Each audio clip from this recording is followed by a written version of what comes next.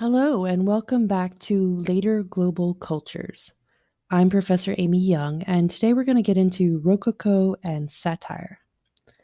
We've discussed courtly taste to a degree as we discuss the art and culture of the Baroque era, but the whims and fortunes of the aristocracy reached something of a pinnacle in the 18th century with Rococo style in the arts.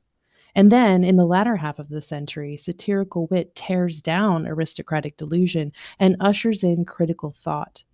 Some might say we've been faced with similar circumstances in our own time, which makes me wonder, is a satirical argument an effective argument? Satire is meant to be funny, but if it's making us laugh, is it really making us think too? The Onion and The Daily Show, Saturday Night Live, and a number of late night talk shows are all in the satire market, but are we learning anything from them, or are they just picking on our society's shortcomings? Is there a benefit to making your argument funny? I think a lot of people would argue that yes, there is a benefit. And I also think that there are a lot of people who mistake satirical news as real news. But in the end, sarcasm and wit offer a nice break from the onslaught of us versus them that is so often the basis of news media. And if it pisses us off or it makes us laugh at the frustrating things all around us, it's still expressing something of our culture. The popularity of the media I mentioned earlier speaks to the prominent position of satire in our society. And then here in the 18th century, satire takes aim at those who are blind to society's shortcomings, perhaps softening their criticisms with a bit of sarcasm and humor. Today, in later global cultures, we'll work to understand the historical and philosophical context of Rococo arts and satire. And we'll also work to identify the styles and aims of Rococo and satirical creators. And then finally, we'll examine how these expressions relay the aims and interests of the era overall. Now, the 18th century is difficult to categorize. On the one hand, there's a tremendous amount of optimism. Many believed that things were improving after all the wars and religious disputes of the prior century. Things were starting to calm down, people were starting to behave in a way that was seated in reason rather than strictly in political or religious interest. And in this vein, rulers and the rich are at peace and their countries are prosperous. For these folks, it was getting better all the time and it would continue to do so. For them, there was a general faith in progress. On the other hand, there were also a great number of people who were unhappy. As you might have guessed, these were the people who weren't taking part in the prosperity of the era. Wealth disparity played a large part in a growing resentment and dissatisfaction with society, especially in population centers.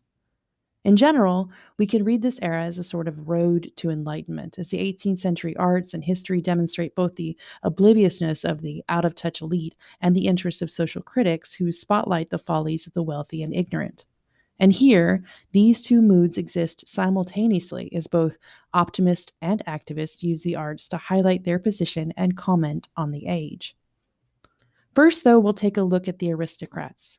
Louis XIV hadn't just focused on Versailles, he also worked on Paris.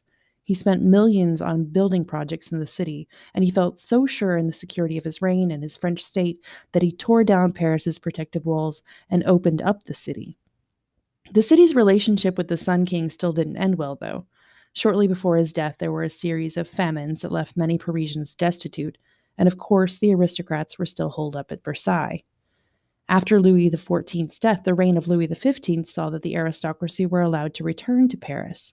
Louis XV didn't spend much time in the city, but he worked to make it a center for arts, fashion, and social decadence.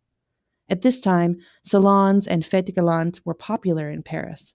Salons are social gatherings where people can discuss intellectual matters, check out wealthy Parisian arts, or just generally be entertained at a fancy party. Later, the term salon would also be used to refer to the official French Arts Academy, highlighting the city's interest in art as part of the high life and part of French culture. Now, a fête galante is literally a gallant or grand party, and these are also places where aristocrats entertain themselves with music, fashion, and conversation. Often these were elegant outdoor festivals that featured courtly figures and all of the latest Parisian fashions. And this rich culture is the culture that is reflected in Rococo arts. Interestingly, Rococo is both anti-Baroque and a continuation of Baroque. It was not trying to achieve the grandeur, glory, or drama of the Baroque art, but it did keep the non-traditional, unbalanced forms that we've seen in art since Mannerism. One textbook I've used stated it pretty well when it said that Baroque art preached to audiences, Rococo engaged them in lighthearted conversation. And for a very long time, art historians dismissed Rococo as overly erotic or frivolous. In fact, many of the patrons of Rococo arts were women, and there were many female Rococo artists too. It was perhaps in part because of this that the art was seen by the experts as uninteresting or unimportant. But regardless, Rococo arts definitely reflect the priorities and interests of the elite. Its subject matter is often fanciful and lighthearted, and these themes are reinforced by light pastel colors, soft edges, and the use of decorative elements like ribbons and scrolls. Additionally, the works are often nostalgic or love themed, and they demonstrate the propensity for fantasy amongst the wealthy. Some works even use trompe l'oeil, which means trick of the eye, which is an optical illusion that can make a ceiling look like a sky reaching upward to a much more beautiful place, further enhancing the escape from reality theme in the arts. These arts are entertainment for the aristocracy, and they're really setting out to glorify the rich and provide them with a distraction. The taste of the aristocrats showed their inability to see the looming discontent all around them as they shielded themselves with fantasy, instead spending their time enjoying chamber music and letter writing in the salon or dancing and socializing at those fêtes galantes. One artist who was popular amongst this set was Jean-Antoine Watteau. He was a Flemish painter who moved to Paris in 1702, and we don't have much from him as he died of tuberculosis at the age of 37. But his return from Cythera gives us one example of the Rococo style. The narrative here is the story of a group returning from the land of lovers. Cythera is the birthplace of Venus, and the island is a symbol of an ideal, tender love. There's Venus's statue on the right, and there are fanciful little cupids floating above the departing ship. This one also features a fête galante, or one of those festive gatherings in an outdoor setting. So, what else is Rococo about this one? Do you think that it features frivolity, love, maybe some nostalgia or escape? What parts of this piece would you pick out as especially fitting these themes? In general, the work projects a nostalgia for this sort of event, and maybe, just maybe, it seems to know that it's coming to an end. Did you notice how the pastel colors and costumes become duller as they enter the real world? Did you see how some look over their shoulder as they're headed into the afternoon sun? Another artist who embodies the Rococo spirit is Jean-Honoré Fragonard. Fragonard lived through the height and decline of Rococo, and sadly, as the aristocracy went out of fashion, so did he, and as a result, he died in poverty. His work, The Swing, absolutely features the frivolity, the love theme, the light colors, and the dreamy landscape of Rococo. It was painted for King Louis XV's mistress, and in a way, it's meant to represent their affair. What do you think? Does it seem at all erotic to you? Did you notice how the suitor looks up the woman's skirt? And where is his hand reaching to? See how she flings off her shoe like she's undressing for him. And what about her suitor's pose? It's much like Adam in Michelangelo's creation. What might that be implying? Yeah, this one's erotic, even though the figures are fully clothed. The misty background creates an atmosphere of intimacy, and the Cupid statue, with his finger raised to his lips, is perhaps asking us to keep this fantasy world a secret. And Rococo architecture features the taste of the aristocracy, too. In France, Rococo adorned the personal spaces of the wealthy, and in Germany and Austria, this style was even used for churches. With this style, interior spaces are meant to delight the eye. Like Rococo arts, they're fantastic with light color palettes and delicate decorative elements, but interestingly, here, interwoven surfaces seem to eliminate any harsh angles in the space. Even surfaces are made soft, sort of creating a bubble for the elite. The Salon de la Princesse, designed by Germaine Beaufrand, evidences the elegant salon lifestyle. Here, the wealthy would enjoy good food, good decor, and good music. Notice how Beaufrand creates that bubble as the paintings flow from ceilings to walls, the colors and the scrolls creating the impression of lightness and grace. The corners of the room have been rounded off, and the cupids in those rounded spaces remind the visitors that they're in a delightful and luxurious space. And then there were those that saw things differently. And it is this view that was so well captured by the satirist of the 18th century.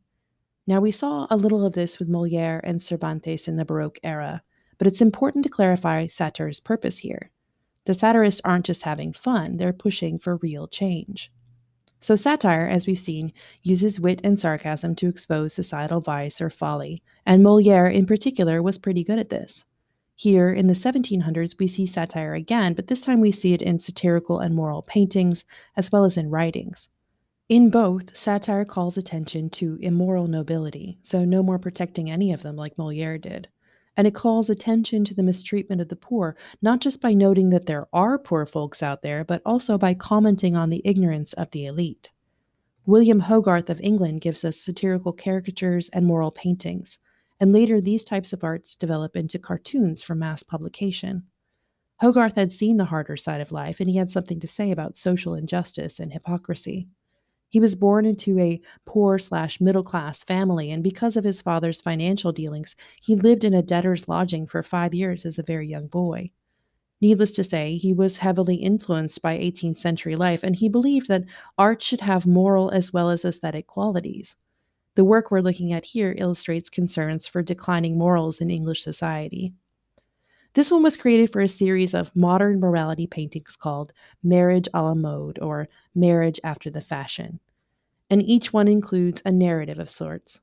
These were specifically designed to be copied in large numbers and sold as prints to members of the public, and the characters in them have names like Squanderfield and Silvertongue. So take a look at this one. What do you see? What is it saying about aristocratic married life? It looks like the wife here is tired as she spent the night entertaining. The sitting room is in disarray, as is the dining area. And the husband? What's he been up to? He looks more beat than she does. Probably because he's been out all night. Plus, did you see the dog sniffing at the hanky in his pocket? So how are these two characterized? How does the help look? How does their house look? And what is Hogarth saying about the upper class here? And then there's satirical literature, and it too seeks to call out social folly. Jonathan Swift was especially good at this, as his dark satires call attention to humanity's misuse of reason to justify corruption. He was angry, and he made it known.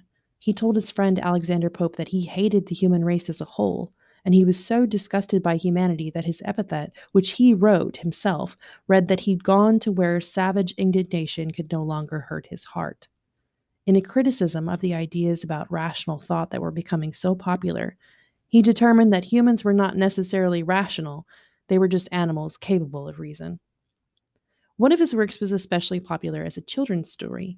You may have heard of Gulliver's Travels, and in this one, his satire of human behavior is easily mistaken for a tale of adventure and fantastic creatures. But perhaps his most popular satirical work is A Modest Proposal, or, as it's fully called, A Modest Proposal for Preventing the Children of Poor People from Being a Burden to Their Parents or Country and for Making Them Beneficial to the Public. See, Swift was, at one time, clergy for the Church of England, and while he was dean at St. Patrick's Cathedral in Dublin, he saw the English treatment of the poor firsthand. He eventually left the service, but he used his experience there to fuel his commentary, suggesting the English eat poor babies. If you haven't read the work, I encourage you to, and in the excerpt here, see if you can discern Swift's angle. What is he trying to achieve with this one? He says, there only remain 120,000 children of poor parents annually born. The question, therefore, is how this number shall be reared and provided for. Under the present situation of affairs, it is utterly impossible by all the methods hitherto proposed. For we can neither employ them in handicraft or agriculture, we neither build houses nor cultivate land for them, and they can very seldom pick up a livelihood by stealing till they arrive at 6 years old. I shall now therefore humbly propose my own thoughts, which I hope will not be liable to the least objection. I've been assured by a very knowing American friend of mine that a young, healthy child, well nursed, is, at a year old, a most delicious, nourishing, and wholesome food. whether stewed, roasted, baked, or boiled, and I make no doubt that it will equally serve in a fricassee or a ragout. A child will make two dishes in an entertainment for friends, and when the family dines alone, the fore and hind quarter will make a reasonable dish, and seasoned with a little pepper or salt will be very good boiled on the fourth day, especially in winter. I am not so violently bent upon my own opinion as to reject any offer proposed by wise men which shall be found equally innocent, cheap, easy, and effectual. So, what is he doing here? Is he really suggesting that people eat babies? If that's what you're getting, then I suggest you reread that last line. What he's saying here is that eating babies is no more cruel than ignoring them. In fact, England was figuratively devouring the Irish poor through policy. So here Swift is saying, if you have a better idea of how to deal with them, let me know. And if you don't, then you should get to work, you callous jerk. Another prominent satirist in this era was Francois Marie Arouet, or Voltaire. Voltaire was a man in gage, or a man committed to the concerns of his age, and he wrote poems, plays, novels, philosophical discourses, and histories.